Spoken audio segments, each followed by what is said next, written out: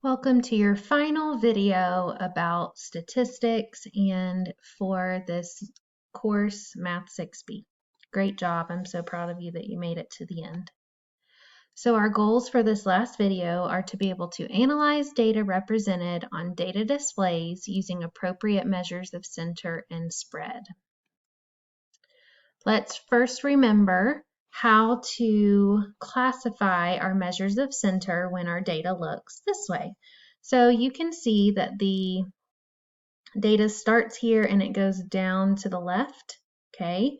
So remember that this data is skewed to the left, okay? When a distribution is skewed to the left, the blank is less than the blank, okay? So you can see that the mean right here is going to be pulled down, so it is going to be less than the median. So the mean is pulled down by these low numbers, but the median is still going to be up there in the middle. Most of the values are on the blank side of the distribution. You can see that the majority is over here on the right side. Because the data is skewed left, the mean is pulled to the left away from the center. The mean blank an accurate reflection of the data. The mean is not. Remember that when the data is skewed, you want to use the median to represent your data because it's not affected by those low or high values. So let's talk about how to summarize because this can be the trickiest thing in this whole unit, knowing how to kind of put it all together. So when summarizing a data set, it's generally a good idea to include the following: the number of data values, okay, and I made a list for you here, the unit of measure, the shape, and which measures of center and spread you should use, okay? So let's write this out. Number of data values for this right here. Let's see, 1, 2, 3, 4, 5, 6, 7, 8, 9, 10, 11, 12, 13, 14, 15, 16, 17, 18. So 18 data values. And it is snowfall in inches. Okay. What is the shape? I would say maybe slightly skewed left because your peak is here and then it kind of goes down from there. Okay. You could also kind of say that it is pretty normal. That's why I said slightly. Okay. Because we are thinking of this as slightly skewed left, okay, I want to redo my little drawing here. So notice that it goes way down, okay, to the left. And there are a couple here, but because we're saying it's slightly skewed left, okay, maybe you could call these outliers, okay. That means that the median is the best measure of center. And because it is skewed and we have maybe a couple of outliers, we would want to use the IQR to tell us about the spread of the data because you can see most of it is right here together.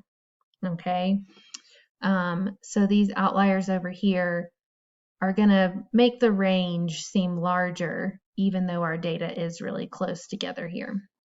So last thing to do is to put it all together. Okay. And I'm going to do that right here. Put a nice little sentence in. So here is our final thing. The data shows the number of inches of snow that fell in 18 cities. That's a way to describe it. The data is slightly skewed left with 2 outliers on the lower end. The median snowfall was 7 inches and the IQR was 2 inches. So not only do you want to tell the appropriate measure of center, but you want to go a step further and tell what that is. So not only know that you should use the median, but tell that the median is 7. Same for the IQR. Okay. So here is practice problem number 1. Consider the line plot. What question could have been asked to obtain this data? This is a little reminder about statistical questions. So this is children at summer camp, and these are their heights. So we could ask, how tall are you in inches? How tall are you in centimeters? How far can you jump in inches? How far can you jump in centimeters? So a couple things I notice. This says height, and this says inches. So we don't want anything in centimeters. And it's not how far you can jump. Height is talking about how tall somebody is. So this would be the question that they asked the different children at summer camp. Last thing, how can you describe the data? So the first thing I notice is that this is pretty uniform, which you can also say it's pretty normal. Okay, there's not really any outliers. There's, it's kind of starts here and goes slight down here and slight down here. Okay, therefore, I think that you could use the mean,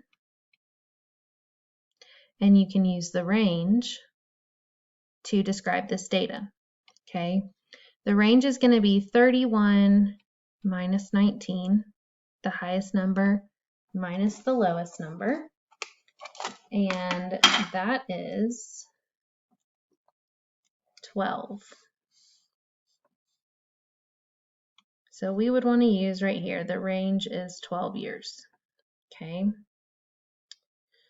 The mean would probably be, you could either use the mean or the median, so we could really find both of them. Okay. I'm going to pause the video and find those because of time, but I challenge you to also do the same. Okay, so I found the median and it is 25. It was this value right here that was in the middle. Okay, there are 30 values. I believe 1, 2, 3, 4, 5, 6, 7, 8, 9, 10, 11, 12, 13, 14, 15, 16, 17, 18, 19, 20, 21, 22, 23, 24, 25, 26, 27, 28, 29, 30. So actually I was incorrect. The two middle values would be this and this. Therefore, the median is actually 25.5. So be very careful on these. And then the mean, the total is 257. I divided that by 30 because there are 30 values. And I got, if I round to the nearest tenth, I got 25.2.